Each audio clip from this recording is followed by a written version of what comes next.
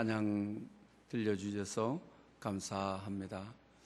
우리 설날 주일에 우리 전후좌우로 우리 전통적인 인사를 좀 하십시다. 새해 복 많이 받으십시오 라고 인사합니다.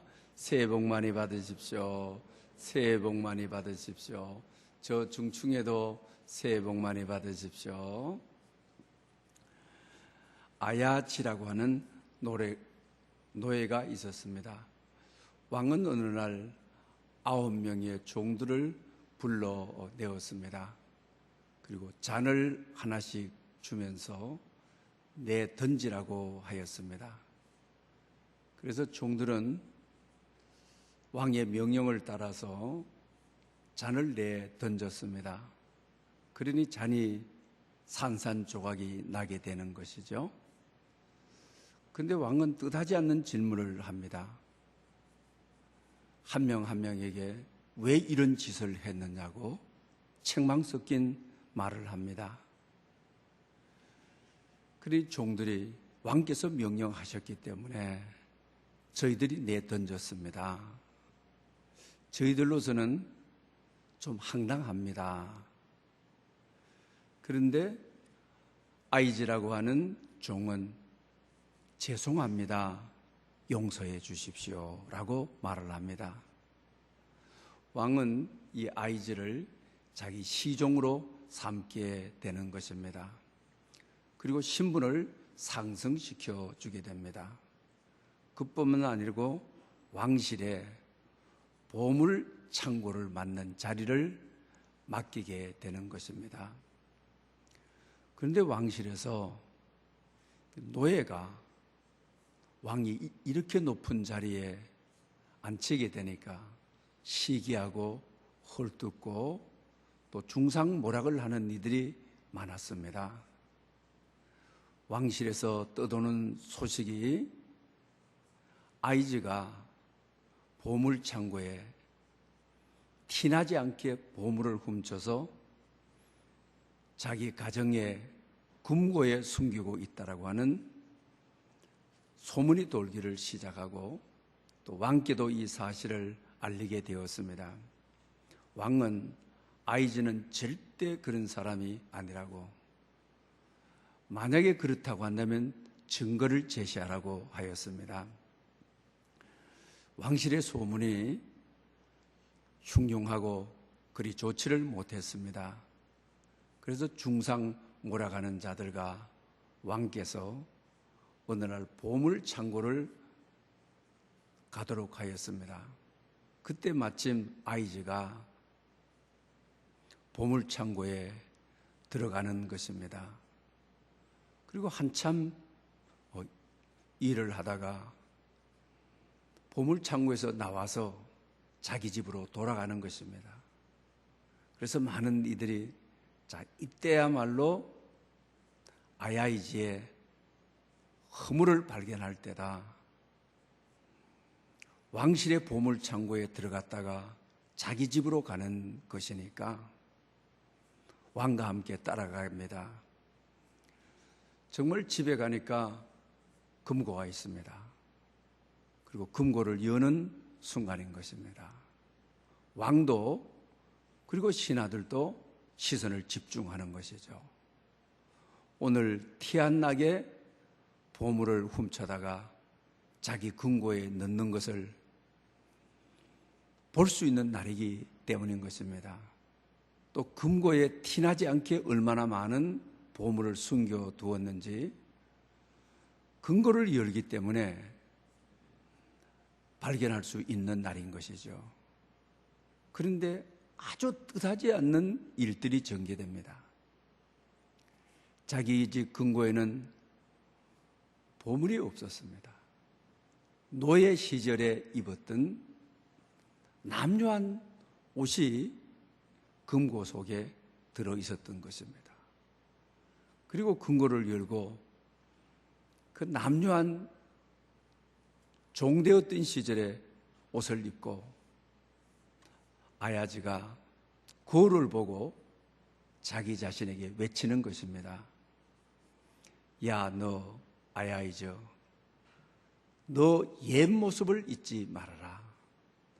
너를 지금 보물창고 지기를 삼으신 이도 왕이시다. 너를 만드신 분도 왕이시다. 오늘까지 이렇게 직분을 상승시켜주고 너에게 은혜를 베푸신 이가 왕이시다. 그러니 왕의 은혜를 잊어서는 안 된다. 자기 자신에게 거울을 보고 그렇게 고백하는 것입니다. 왕이 그 광경을 본 것이죠. 그리고 자기 집에서 나와서 왕실로 가는 길에 왕이 있다가 자기 시종을 맞이하게 되는 것입니다. 자네나 나나 진정한 왕 앞에 설 때에 당신은 참으로 좋은 모습을 보여줬다. 왕인 나는 당신에게서 많은 것을 배웠다. 당신은 나의 보물을 훔친 사람이 아니라 나의 마음을 훔친 사람이다. 이런 감동적인 이야기를 합니다. 왕의 마음을 완전히 사로잡은 종인 것이죠. 아야즈. 그러니 왕은 이 종으로 하여금 기뻐하고 이 세상이 끝나는 날 참 왕 되시는 예수 그리스도 앞에 섰을 때에 왕의 마음을 빼앗은 사람, 왕의 마음을 사로잡은 사람이 되어야 된다고 하는 것을 가르쳐주고 있습니다. 오늘은 마음이 담긴 신앙생활의 회복이라 이런 제목으로 설날 주일에 이 말씀을 같이 상고하고자 합니다. 오늘 본문의 주인공은 요아스라고 하는 왕이죠. 성전을 수리하다가 율법책을 발견하게 되고 그리고 이 율법책을 보는 순간 우리가 하나님 말씀대로 살지 않아서 오늘 이렇게 나라가 무너지고 어려운 시대를 살아간다. 그래서 왕인 자신으로부터 옷을 찢고 회개를 하고 그리고 그 어려운 시대를 일으키는 부흥운동을 일으키는 요아스 왕이라고 할 수가 있습니다. 요아스 왕은 역사로 보게 되게 되면 참 부른 아이였던 것입니다. 6살의 왕이 되어지는데요. 그 역사적인 배경을 따라서 올라가 보게 되면 자기 증조 할아버지 히스기야는 참으로 의로운 왕이었습니다. 보수주의자들의 아주 박해를 받아가면서 바알 신당을 제거하고 바알의 제단을 제거하고 많은 산당을 제거하고 그런데 자기 조부인 므낫세가 왕이 되면서 증조부가 했던 업적을 다 그냥 발로 밟아버리고 산당을 다시 짓고 바알 제사를 다시 드리고 하는 것이죠. 그런데 자기 부친인 아몬 왕이 역시 마찬가지로 조부가 했던 일을 그대로 하게 되어지는 것이죠. 자기 부친 아몬은 2년 동안 왕정에 앉았다가 개혁 세력에 의해서 암살을 당하게 되어지는 것이죠. 그리고 여러 어려운 가운데 8살에 왕자에 앉게 되는 것입니다. 가문의 비운을 보면서 가문의 아픔을 보면서 증조부의 대를 잊지 못한 조부를 보고 또 조부의 대를 잊지 못한 아버지 부친을 아몬 왕을 보고 아버지가 비참하게 암살당하는 어린 나이에 참 비움과 아픔, 가정이 왕은 왕이지만 가정의 혼미함, 가정의 절망, 아버지를 마지막 지켜드리지 못한 아픔, 괴로움, 참 이것이 많았죠. 그런데 어떻게 성경은 요아스 왕을 여호와 보시기에 의로운 왕이라 성경은 이렇게 평가하고 있습니다. 오늘 본문에 읽었던 것처럼 그는 마음을 다하고 뜻을 다하고 힘을 다하여 여호와 하나님께로 돌이킨 조부와 부친께서 바알을 섬기고 우상 신랑을 만든 그런 가운데도 하나님께로 돌이킨 요아스 이전에도 없고 이후에도 없던 왕이라 이렇게 지켜세우는 정말 어려운 가운데 혼미와 불안과 두려움이 가정에 깔려있고 그 시대에 깔려있던 어려움 속에 옷을 찢는 해결을 통하여 남한국 유다의 부흥의 불길이 타오르도록 죽은 가정이 살아나는, 죽은 왕실이 살아나는 그런 놀라운 역사를 가져오게 되는 것입니다. 그런 이유가 성경은 역대하 34장에서 말하고 있는 것을 보게 되는 것입니다.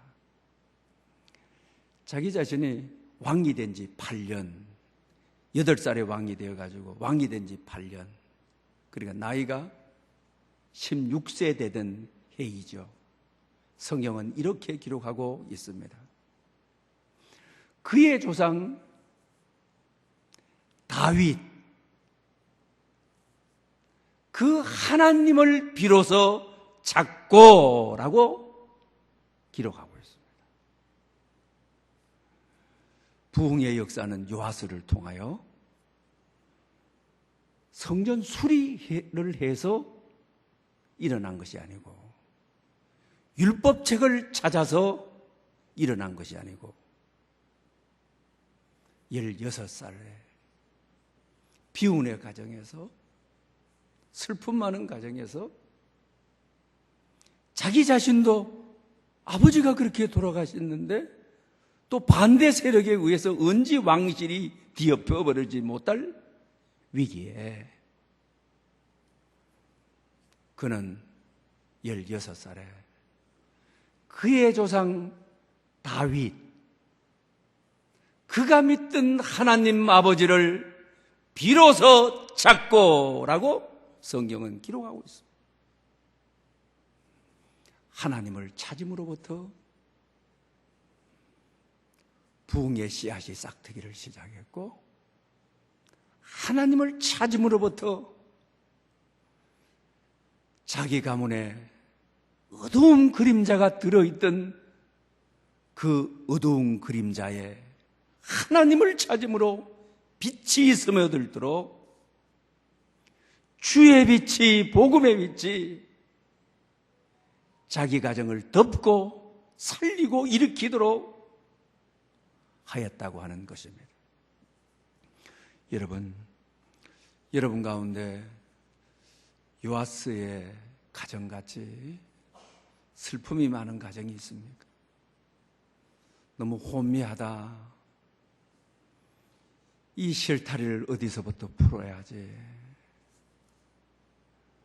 나는 나이가 어리고 내 힘으로는 풀 수가 없고 또 왕이 누구에게 속마음을 보였다가 언제 자기도 모르는 사이에 왕실이 빼앗겨버리는 아주 무서운 자리가 왕실의 자리인데 그런 답답함, 좌절할 수밖에 없는 나이. 좀 누군가가 든든한 배우가 있어서 우리나라 사극에서 보는 것처럼 가문에 조언을 해주는 어른이 있다든지, 아버지가 세상을 뜨고 암살당한 입장에서 자기 속마음도 내놓을 수 없는 아픔. 어쩌면 오늘 우리 시대가 이렇게 혼미할 수가 있고, 여러분의 가정이 혼미할 수가 있고, 어쩌면 오늘 교회가 이렇게 혼미할 수가 있습니다. 이와 같은 때에 어떻게 하면 다시 살아나고 회복할 수 있고 일어날 수 있겠습니까? 요아스는 그의 조상 다윗의 하나님 아버지를 찾음으로 회복했던 것입니다. 금년 안에 가정이 부흥하기를 원하십니까? 여러분의 하시는 일에 부흥이 있기를 원합니까? 우리 교회가 정말 부흥이 필요한 데입니다. 부흥은 사람의 수가 늘어나는 것이 아니라고 했습니다. 죽은 것이 살아나는, 죽음의 상태에 있던 것들이 다시 살아나는, 이것이 부흥이라고 하였습니다. 하나님을 찾음으로부터 여러분 가정에, 여러분 자신에, 그리고 우리 교회 위에, 이 어려운 우리 시대 위에 부흥이 있으시기를 축원합니다. 반드시 금년 안에 여러분 가정에 부흥을 경험하는 여러분 될 수 있기를 축복합니다. 잠언은 오늘 이 요아스의 마음을, 또 전도서는 하나님께서 우리 인간에게 영혼을 사모하는 마음을 주었다. 요아스는 어린 나이에 아주 절망의 시대에, 혼자 일어날 힘을 다 잃어버린 시대에, 혼자 일어날 수도 없는 죽은 것과 같은 왕권을 가지고 있는 그 시대에 부흥을 경험할 수 있었던 것은 영혼을 사모하는 마음을 회복하는, 하나님을 찾는, 여기서부터 부흥의 역사는 일어났던 것입니다. 참으로 무너져 있는 것들이 다시 세워지기를 원한다고 한다면 금년 한 해는 마음을 다하고 뜻을 다하고 힘을 다하여 히스기야처럼 하나님을 찾는 출발이 설날 주일 예배로부터 여러분에게 시작되는 그런 은총이 있으시기를 축원합니다. 두 번째로는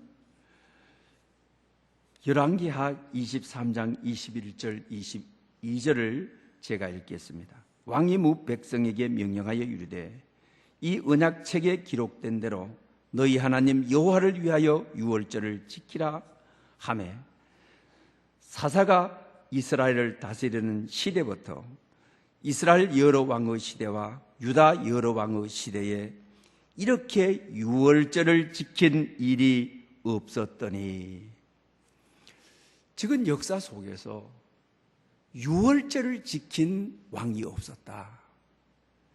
그런데 요아스는 유월절을 지킨 왕이다. 사사시대 때도 혼미할 때 유월절을 지킨 사람이 없었다. 북왕국 이스라엘 왕 가운데도 유월절을 지킨 왕이 없었다. 남왕국에 믿음 좋은 왕들이 있었지만 유월절을 지킨 왕들이 없었다. 요아스만이 유월절을 지킨 왕이다. 이렇게 말합니다. 우리가 성경 어디에도 남왕국, 북왕국 왕 가운데 유월절을 없애버린 왕은 없습니다. 그래서 성경은 왜 이렇게 말하고 있는 것입니까? 유월절에 대한 제정이 출애굽기 12장에 있는 것이죠. 그들이 10가지 재앙을 통해서 애굽에서 나오는 출애굽하던 날에 너희들은 이것을 먹고 지팡이를 짚고 뒤도 돌아보지 말고 규례를 주면서 마지막에 하신 말씀이 이것이 여호와의 유월절이니라. 유월절은 여호와의 유월절이니라. 아주 분명하게 명시적으로 주는 말씀인 것이죠. 조금 전에 읽어드린 말씀에서도 여호와를 위하여 유월절을 지키라. 여호와를 위하여. 그런데 세월이 지나면서 인간이 타락을 하게 되죠. 유월절을 여호와를 위한 유월절이 아니라 나를 위한 유월절로. 그래서 요한복음에 읽어보면 요한복음 2장 3장에 나와 있죠. 뭐라고 하는 것입니까? 유대인의 유월절이 가까이 온지라. 유대인의 명절인 유월절이 가까이 온지라. 요한복음 2장 3장에서 한 번씩 나오는 말씀인 것이죠. 무슨 말인 것입니까? 유월절을 유대인의 유월절, 유대인들의 기득권을 세우고 유대인들만 좋도록 하고 다른 사람에게 상처 주고 아픔 주고 고통 주고 자기 욕구를 만족시키기 위하여 자기의 지분을 세우기 위해서 유월절이 지켜지니까 유대인의 명절인 유월절, 여호와의 유월절이 아니라 인간의 유월절로 변질되어 버렸던 것입니다. 이 말은 무슨 말씀인 것입니까? 시대를 따라 유월절을 지키는데 내 마음대로, 내 감정 내키는 대로, 내 뜻대로. 출애굽에서는 아주 분명하게 여호와의 유월절을 지키라. 여호와를 위하여 유월절을 지키라. 이거이시죠. 이 말씀을 묵상하면서 우리는 무엇을 느낍니까?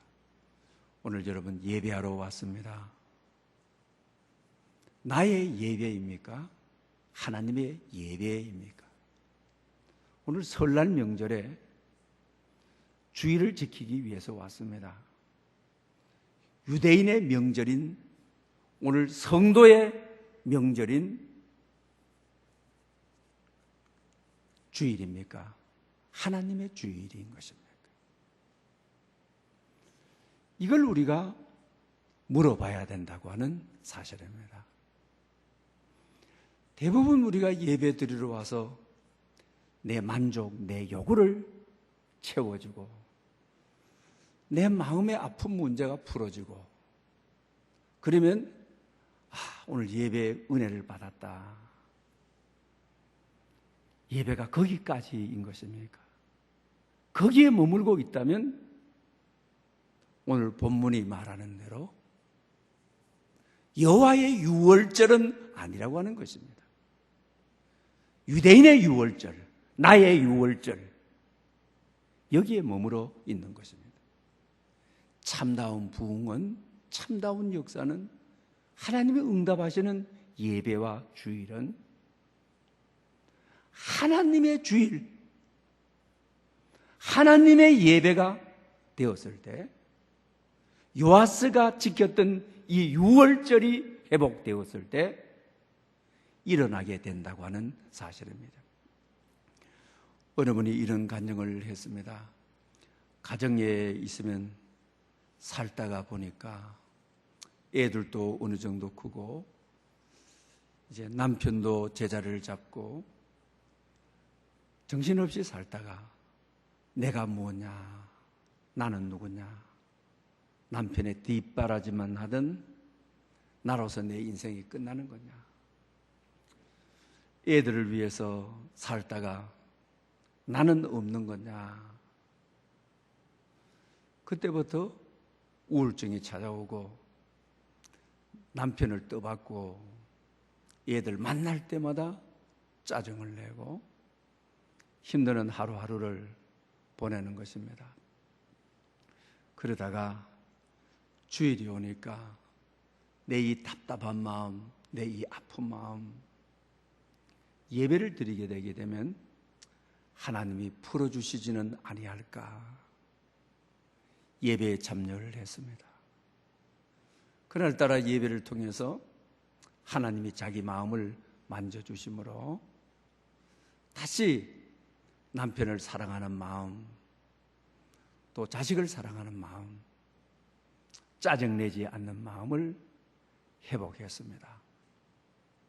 여러분, 이걸 나무랄 수가 없습니다. 그러나 예배가 이거로서 끝나는 예배인 것입니까? 여러분 가운데도 이렇게 예배 드리는 분이 계십니까? 예배는 여기서 끝나서는 안 된다고 하는 것입니다. 내 문제만 푸는 것이 아닌 것입니다. 여호와의 유월절이 돼야 되는 것입니다. 유월절은 뭐인 것입니까? 애굽에서 430년 동안 종살이할 때 어떤 방법으로도 나를 구원할 길이 없었습니다. 애굽에서 어떤 방법으로도 출애굽할 수 있는, 해방시켜 줄 수 있는 힘은 없었습니다.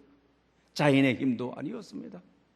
그 누군가가 와서 나를 이끌어 준 것이 아닌 것입니다. 하나님만 종살이하던 그들을 죄와 사망에서부터 구원하신 분인 것입니다. 하나님만이 홍해를 갈르셔서 그들을 이끄신 것입니다. 강야 40년 동안 구름기둥, 불기둥을 보내주신 분이 하나님만이 우리 인간을 구원하실 수 있는 일인 것입니다. 때로는 만나를 메추라기를 주시는 것은 하늘에서 내려오신 것이므로 하나님만이 우리를 구원할 수 있는 것입니다. 여호와의 유월절을 지키라. 나의 감정과 관계없이, 나의 만족과 관계없이 나의 한을 풀어주는 것으로 만족하지 않고 하나님의 구원을 바라보는 것, 나의 구원이 하나님께 있음을, 나의 모든 삶을 건지시는 이가 하나님이심을, 하나님께 집중하는, 하나님을 바라보는, 이럴 때 하나님의 유월절, 하나님의 주일, 하나님의 예배. 여러분들의 예배는 어떻습니까? 오늘 요하스의 예배가 하나님의 예배로 바뀌었을 때, 전에도 이런 일이 없었고 이후에도 이런 일이 없는 요하스를 칭찬하셨던, 요하스를 향한 평가가 오늘 이 시대를 살아가는 여러분 개개인에 대한 평가가 될 수 있기를, 금년 한 해의 최대 최상의 하나님을 향한, 그래서 여러분 가운데 부흥이 이전에도 이후에도 없는 하나님의 은혜와 복을 받는 여러분 될 수 있기를 축복합니다. 여러분, 신약성경을 읽다가 혈루증 든 여자분이 예수님의 옷자락을 만지는 사건을 보게 되죠. 여러분, 이 사건을 통해서 우리는 무엇을 보고 무엇을 고백하는 것입니까? 율법의 원리대로 말하면 어떻습니까?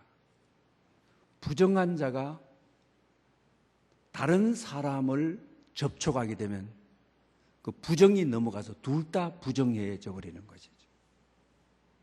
이것이 율법의 원리인 것이죠. 혈루병 든 여인이 예수님의 옷자락을 만졌으면 예수님이 부정해져 버려야 율법의 원리인 것이죠. 그런데 예수님의 옷자락을 만졌는데 예수님이 부정해진 것이 아니라 혈루병 환자가 나아버리는 것이죠. 치유받는 것이죠. 회복이 일어난 것이죠. 부정한 여인이 성결하게 되었으니까 개인적인 부흥이 일어나게 된 것이죠. 이 이야기는 우리에게 무엇을 이야기해 주고 있는 것입니까? 부정한 우리가 거룩하게 되는 것은 예수님의 옷자락을 잡는 것, 예수님을 잡는 것, 예수님을 생명으로 고백하는 것, 예수님을 믿는 것, 이게 복음의 원리이죠. 복음의 원리는 나 같은 죄인이 예수님을 믿으면 예수님의 옷자락에 손을 넣게 되게 되면 같이 부정해지는 것이 아니라 예수님만이 이 부정한 나를, 혈류병 든 나를 깨끗하게 할 수 있다고 하는, 예수님만이 나를 거룩하고 하나님의 자녀되게 하신다고 하는, 이것이 바로 예수님만을 바라보는, 이것이 바로 나의 예배에서 하나님의 예배로, 나의 주일에서 주님을 위한 주일로 바뀌어지는 것이죠.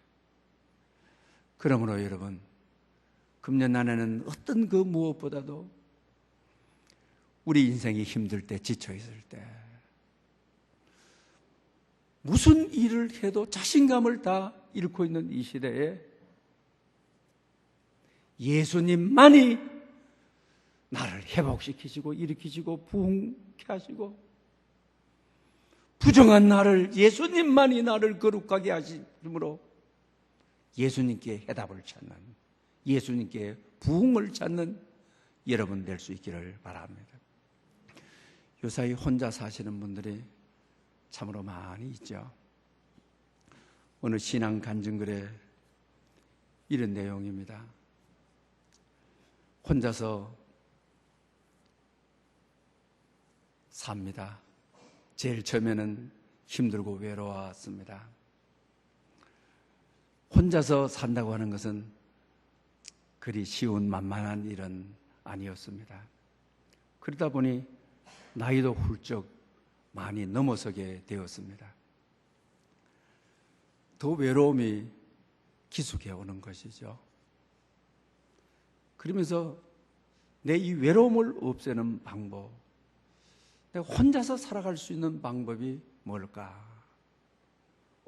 오랜 고민 끝에 해답을 찾는 것이 가정 예배다. 혼자서 가정 예배 드리는 거 궁상맞다고 생각할 수가 있죠. 더 슬프고 더 외로울 수가 있다고 생각할 수가 있죠. 자기 자신은 삶의 여러 가장 속에서 혼자서 살아갈 수 있는 힘은 하나님의 동행이다. 혼자서 성경책을 펴고 집중해서 한 장을 읽고, 혼자서 찬양을 하고, 혼자서 기도하면서 하나님, 내 가운데 머물러 주십시오. 우리 가정 가운데 머물러 주십시오. 하나님, 외롭지 않게 해 주십시오. 그런 가운데 제일 처음에는 오히려 혼자 예배 드리는 것이 더 외로워 보이고 더 혼자인 것 같고 강야에 혼자 버려진 것 같았는데, 하루하루 예배를 통하여 하나님의 임재를 경험하고 기도를 통하여 하나님과 깊게 교제하고 찬양을 통하여 혼자 드리는 요아스처럼 마음을 다하고 뜻을 다하고 힘을 다하여 하나님께로 돌이키는, 그의 마음이 하나님께로 돌아가는 그 자리를 찾음으로 외로운 자기에게 배우자도 제 발로 걸어오게 하시고, 나이가 들었지만은 삶의 세계를 열어주시고 하루하루 하나님과 교통하며 살아간다고 하는 고백인 것입니다. 여러분, 요아스처럼 외로운 분들, 힘든 분들, 오늘을 살아내야 되는 분들, 오늘의 여러 문제 속에서 해답을 가지고 살아야 되는 여러분들, 요아서처럼 그의 마음을 하나님께로 돌리는 길만이, 하나님을 찾는 길만이, 영혼의 사모하는 마음을 회복하는 길만이 오늘을 살아내는 길이고, 오늘을 승리할 수 있는 길이고, 오늘 하루하루 속에서 주님의 호흡과 주님의 임재를 경험할 수 있는 길임을 깊게 명심하는 여러분 될 수 있기를 축원합니다. 기도드리겠습니다. 전능하신 하나님 아버지, 교회와 가정과 이 시대에 참으로 부흥이 필요한 때입니다. 주님, 부흥하게 하여 주시옵소서. 죽음의 상태에 있는 것들이 다시 살아나게 해 주시옵소서. 요아서처럼 하나님을 찾게 하시고 나의 예배가 아닌 하나님의 예배가 회복되게 하시고 말씀대로 살아내어 우리로 하여금 금년 안에는 반드시 부흥을 경험케 해 주시옵소서. 예수님의 이름으로 기도드립니다. 아멘.